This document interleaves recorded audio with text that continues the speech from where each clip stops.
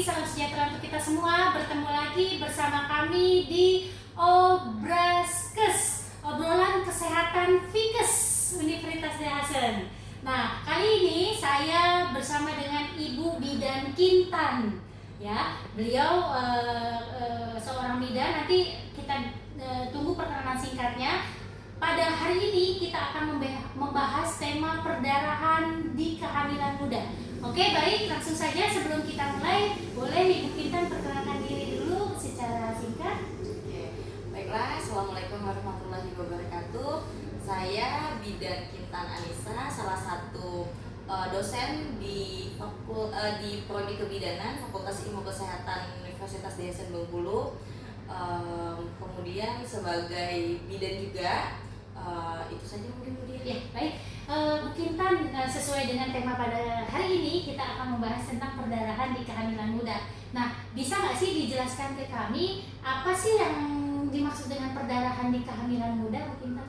Oke, perdarahan di kehamilan muda adalah adanya pengeluaran darah di usia kehamilan 0 sampai 20 minggu. Itu yang dinamakan perdarahan di kehamilan muda. Nah, perdarahan di kehamilan muda itu ada yang patologis dan ada yang fisiologis. Jadi contohnya ada kayak abortus, itu salah satu perdarahan di kehamilan muda, Bu Dia.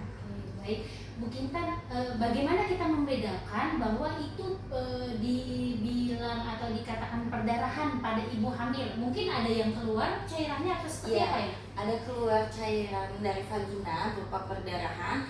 Nah, kalau yang fisiologis dia itu biasanya karena implantasi daripada janinnya tadi, implantasi di rahimnya nih. Nah, jadi itu biasanya terjadi saat 6 sampai 12 hari setelah pembuahan. Nah, jadi di awal, betul di awal kehamilan.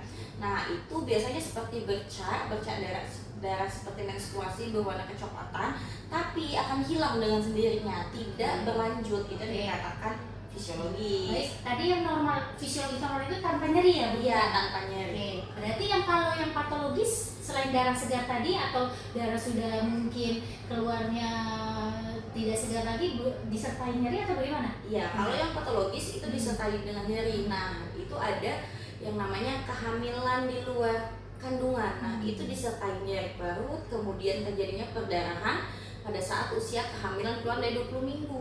Nah, itu tadi 5 bulan ya? Iya.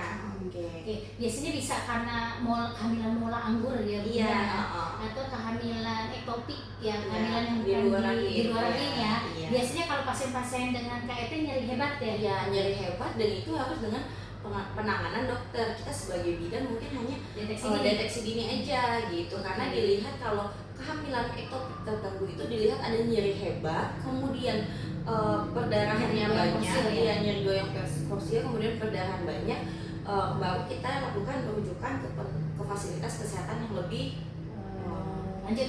Connect ya, istilahnya mau connect ya, yang penting bukan di Vaskes Posyandu atau Polides ya, atau Puskesmas ya. Oke, baik, berarti kalau mola itu ciri khasnya kehamilan anggur ya, Bu ya? Iya.